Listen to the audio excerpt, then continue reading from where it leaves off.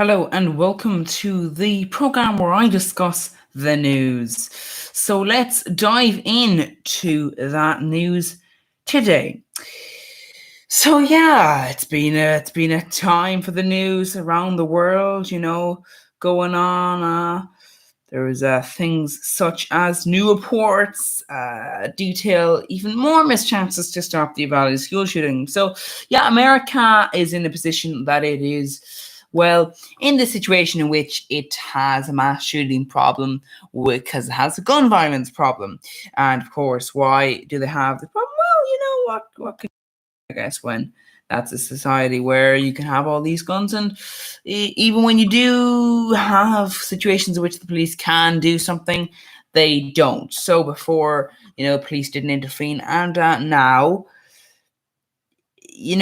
they stopped doing things that even wouldn't even put themselves in danger. So it kind of looks like not only do they have a problem when it comes to the situation where you've got a gun violence problem, but even when they aren't an issue. So it looks like they're helping gun violence. I don't know, maybe the police just want guns to be banned except for them, and that's their method, be like, well, all this gun violence will continue, and you know what, we're going to make sure it even continues more than it would ordinarily, because we're just not going to do anything about it. Who knows? Anyway, moving swiftly forward, when you have other news, you have a situation in which in England, you have also things going on. The Northern Ireland Secretary has resigned, amongst others, and Boris Johnson has sort of resigned.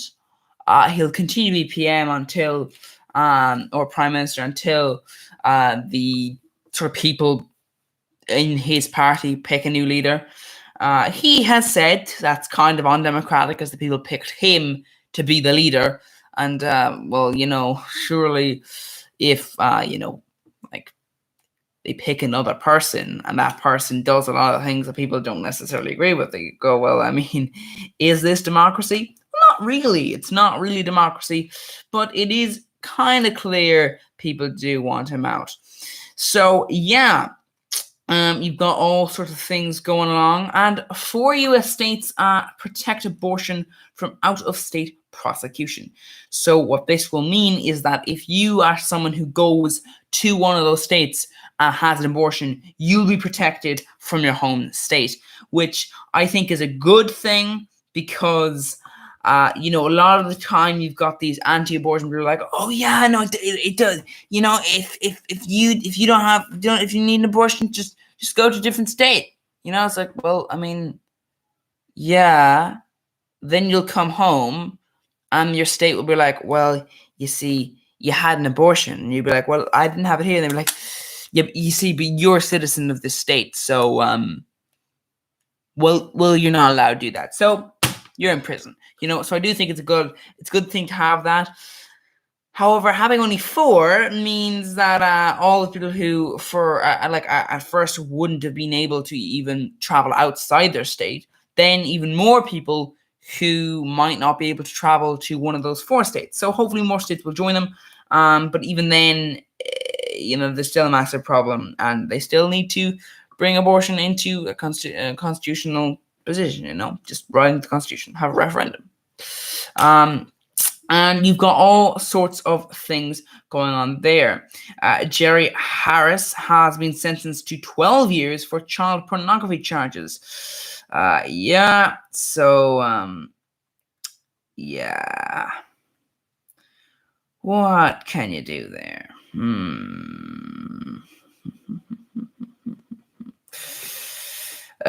Anyway, so you've also things going on here, and sort of things there where more and more sort of people are in this position whereby they are celebrities, and they are doing pretty horrible things, to be honest. Pretty horrible things indeed. 59 people have actually gone on trial over the collapse of the Genoa Bridge in 2018. So a lot of problems. Yeah. So now, one of the things that happened in Ireland recently that was reported was the Gardaí, or the police in Ireland, have begun to train, or have trained, for active shooter attacks at empty schools and public buildings. So this is the thing that I think is happening now, where countries are saying, well, America has this gun violence problem. We're not going to let that happen here. But even if it was to happen, we're going to make sure that our police are going to be trained, and our police are actually going to do something. Unlike Uvalde, where they didn't. So, I think that is a good thing, because if in another country and the police are there, it kind of, they should do something, So there's that as well. You've got all these sort of things going on here, and really, looking at this, you'd think, yeah, this is one of the more things that I think is a good thing. Basically, another thing when it comes to inflation, the economy is still expected to grow over the coming years, but downside risks have increased. So that's the sort of thing that's happening there. Relating to the Jeffrey Epstein friend, Maxwell, she has appealed against sex trafficking conviction and sentence. Hopefully, she won't get that. Might she be murdered? Who knows? There were some people who claimed that Epstein was murdered, because of all the powerful people he had a ton of info on that he actually is suspected to have used to kind of gain influence, people varying from the Clintons, Donald Trump, Elon Musk, the royal family in England, all sorts of people from all sorts of different areas. So all these kind of people, yeah, they're, there might be an old death for Ghislaine Maxwell if she lands up into a situation in which she might have to, reduce her sentence, by telling people some things, who knows there. She might land up dead, but who really knows? Also, in other news, the Georgia Guidestones have been demolished after being bombed by vandals. So as far as I can recall, the Georgia Guidestones were erected by a fellow who supported eugenics and was pretty racist. So, but one of the things that people think it's about is Satanism. It's kind of funny how you have, they're like, yeah, it's Satan. It's like, well, I mean, I guess you can call him Satan. They were erected in the 20th century. So, pretty new, but, not a nice man who erected them, not nice at all. But what can you do there? But yeah, they have been demolished after being bombed by vandals. Yeah, maybe. Is that a bad thing? I don't know. Certainly not. They didn't bomb it for the reason that, they bombed it for a reason that's different for what actually you might want to bomb it for. And other news when it comes to Ireland, 110 Gardaí on suspicion of, suspension, including 17 for sexual offences.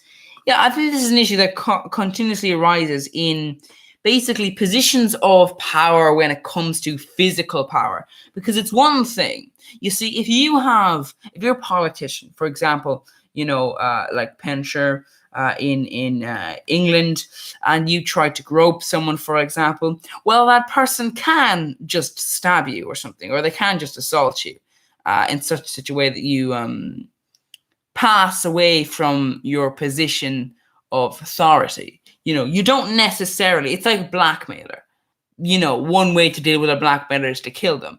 Basically the point being is that, in these situations, when you've got political pressure, when you've got political power, the power you have, it's kind of because people say you have that power. But when you've got like the police and the army, they have that power because they have literally a threat to your life there. They have a threat that they will personally arrest you. They will personally shoot you. And that is why you do have certain people attracted to the army and to the police who are more inclined to commit sexual acts against people and, say, well, they basically threaten them with arrest or with death, really. So that's one of the things. That's why armies are, have a high rate of rape and murder. Disregard of really kind of civilian life. The only lives they care about are their comrades, basically. And even then, some are not too great with their comrades either. And that's the kind of thing you have there. So that's, good. They're suspended, but, and the U.S. basketball player, Brittany Griner, pleads guilty to charges of drug possession in Russia. Yeah, I don't think they're going to get too much of a nice time. He was detained in February at Moscow's airport. I think... Ooh, yeah, he'll serve time in prison, probably. And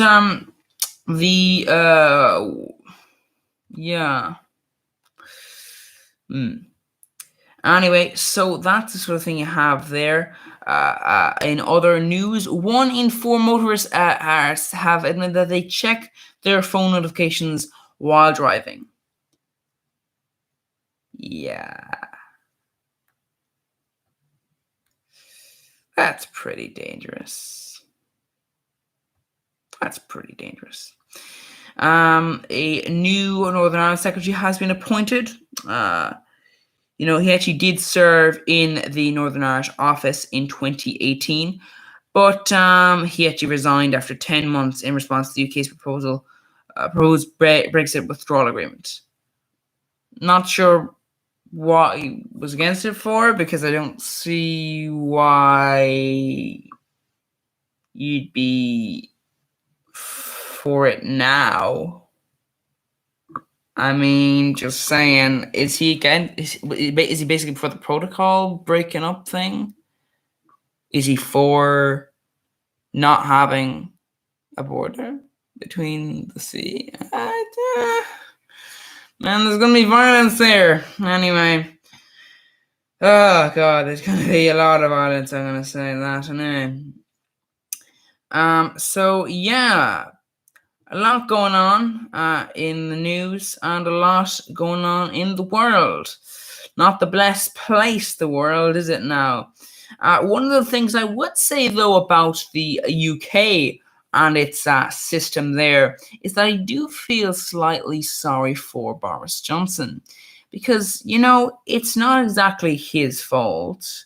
Well, it is his fault, but, it's not necessarily his fault entirely that he's out. It is the fact that he is no longer,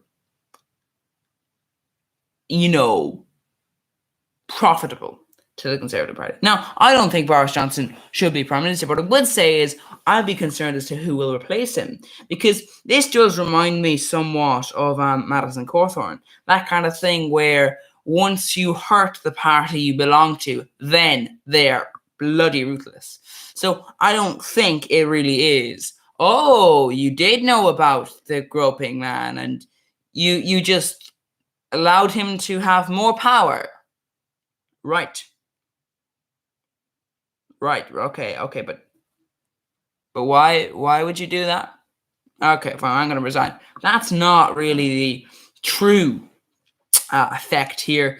That's just the kind of thing you have in politics where it's like, yeah, we're just sick of you. We just want to replace you with someone else. But of course, the issue is, who will they replace him with? And, looking at him, I think, yeah, it is similar in some ways to Madison Cawthorn, man who, harmed his own party, and his own party were like, fine, we'll drip feed this out. Yeah, okay. Hey, public. He